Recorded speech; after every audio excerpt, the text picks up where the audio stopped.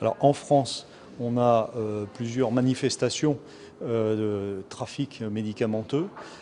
Bien entendu, par Internet, on retrouve des ventes illégales. Alors, vente illégale, ce qu'on appelle souvent le lifestyle, des médicaments de bien-être, de confort. En premier lieu, les érectiles, donc du faux Viagra, du faux Cialis, mais également des brûleurs de graisse, des stéroïdes, diverses hormones pour le dopage.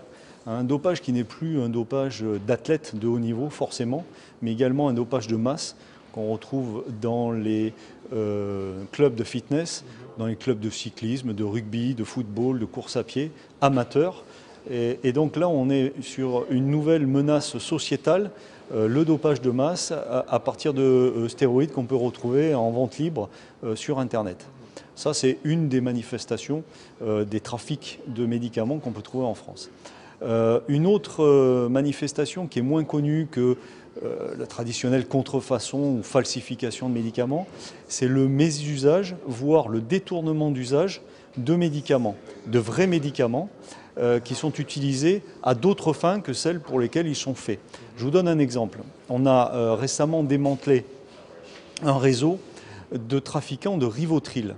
Le Rivotril, c'est un médicament utilisé pour lutter contre l'épilepsie, fabriqué par les laboratoires Roche. Et on s'est aperçu qu'un réseau criminel algérien acheté en France avec grâce à des ordonnances falsifiées ou des fausses ordonnances, de nombreuses boîtes de médicaments, de Rivotril, pour les exporter illégalement vers l'Algérie. Alors les boîtes en France coûtent environ 2 € et elles étaient revendues en Algérie plus de 100 € au marché noir.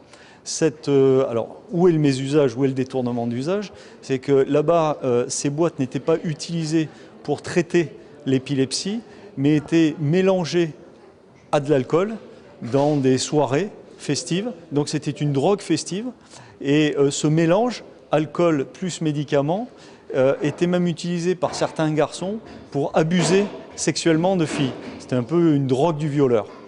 Voilà. Donc ce qui est intéressant dans ce cas, c'est que nous avons travaillé en France en parfaite coordination avec d'autres services. À l'époque, on appelait l'agence, donc la NSM, on l'appelait l'AFSAPS, donc on a travaillé avec l'AFSAPS.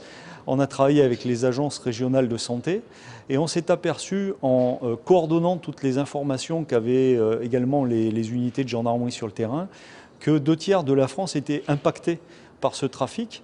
On avait, si vous voulez, des mules qui allaient dans les pharmacies, qui achetaient quelques boîtes de Rivotril, mais les petites rivières faisant les grands fleuves, on est remonté jusqu'au grossiste qui était basé sur Paris et qui, lui, acheminait via les ports français de Méditerranée ou via l'Espagne des quantités très importantes de Rivotril.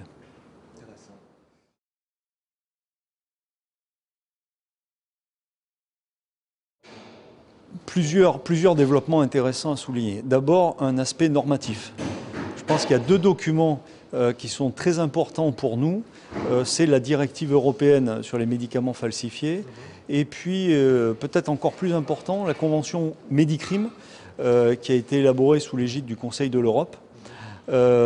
Document très important pour les unités les law enforcement, comme on dit en anglais, donc les unités de police, de gendarmerie ou de douane, parce que c'est la première réponse pénale à cette menace qui est le trafic de médicaments. Donc ça demande bien entendu signature, ratification, ça prendra un peu de temps avant d'être mis en place, mais je pense que c'est vraiment un corpus juridique nécessaire et indispensable pour qu'on soit plus efficace dans la répression. Ça, c'est la première chose. Je dirais que ce qui est important également, c'est qu'à partir de ces nouveaux textes, tous les États membres de l'Union européenne prennent conscience qu'il est nécessaire de posséder des unités d'enquête spécialisées en matière de lutte contre les trafics de médicaments et également des cours de justice spécialisés. En France, par exemple, on a 2 pôles de santé publique, un à Paris et un à Marseille, avec des parquets et des cabinets d'instruction qui sont spécialisés dans la lutte contre les crimes environnementaux et de santé publique. Et ça, c'est la condition sine qua non pour que toute la chaîne répressive fonctionne, c'est qu'il y ait ces juridictions spécialisées.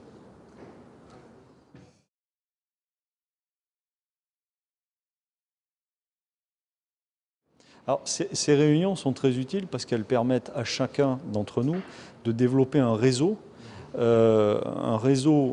opérationnel qui sera activé le moment venu.